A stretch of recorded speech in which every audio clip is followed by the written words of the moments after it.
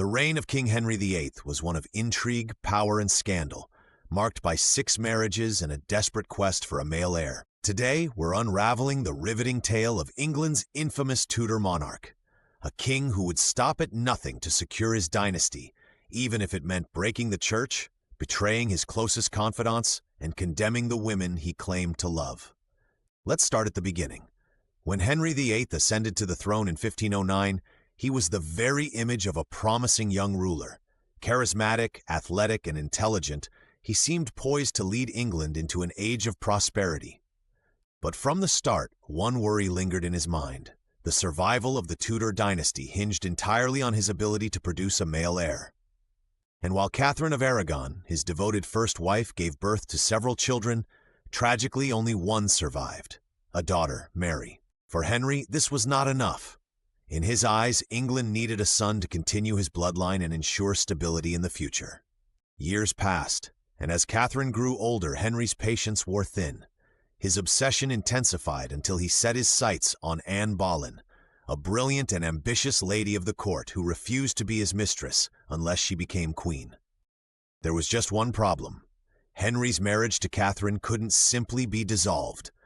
The Catholic Church, and more importantly the Pope, ruled unequivocally against annulment. But Henry didn't take no lightly. He would upend England's religious order to get what he wanted. What followed was one of the most consequential acts in British history, the English Reformation. By rejecting papal authority and establishing the Church of England, Henry divorced Catherine, banished her to a life of isolation, and crowned Anne Boleyn as his new queen.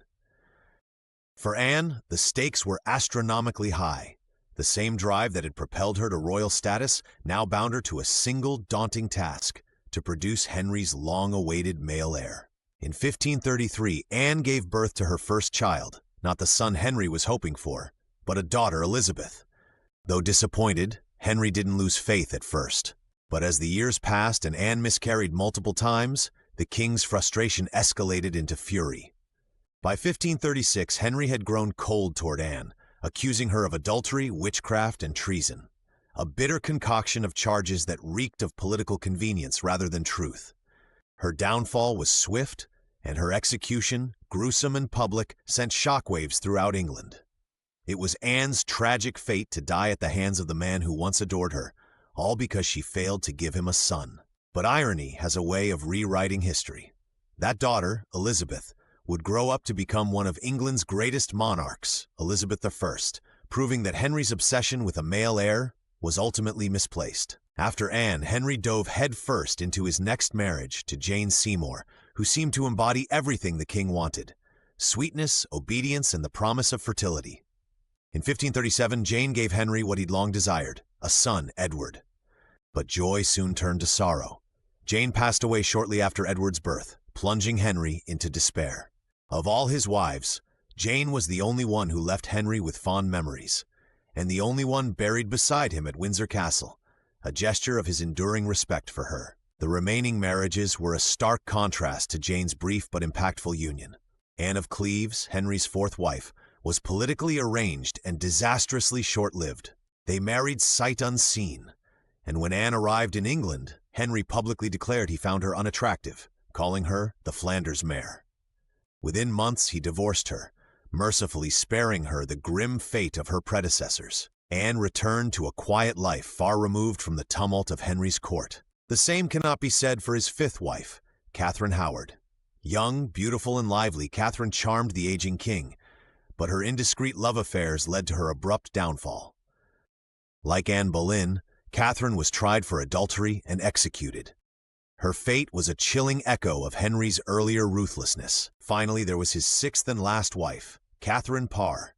Catherine was an experienced widow who outlived Henry, a rare accomplishment among his wives. She brought stability to his later years, even attempting to reconcile him with his estranged daughters, Mary and Elizabeth. But by then, the once vigorous Henry VIII had become a shadow of himself, plagued by obesity and painful ulcers, his kingdom divided by years of his mercurial reign. King Henry VIII died in 1547, leaving behind a legacy of grandeur and tragedy. His obsession with securing a male heir resulted in turmoil that stretched far beyond his palace walls. His daughters, Mary and Elizabeth, would go on to rule England, proving that the strength of a dynasty didn't rest solely on the shoulders of a king's sons. So was Henry VIII a visionary ruler determined to ensure his family's survival, or was he a tyrant blinded by obsession and ego? Perhaps the answer lies somewhere in between. But one thing is certain: the echoes of his reign continue to shape how we view power, ambition, and the human cost of unwavering desire. So, what do you think? Was Henry VIII a victim of his own obsession, or was he just a ruthless king? If you found this story fascinating, be sure to like, subscribe, and comment your thoughts below. Who do you think suffered the most in this drama of royal ambition? Let me know.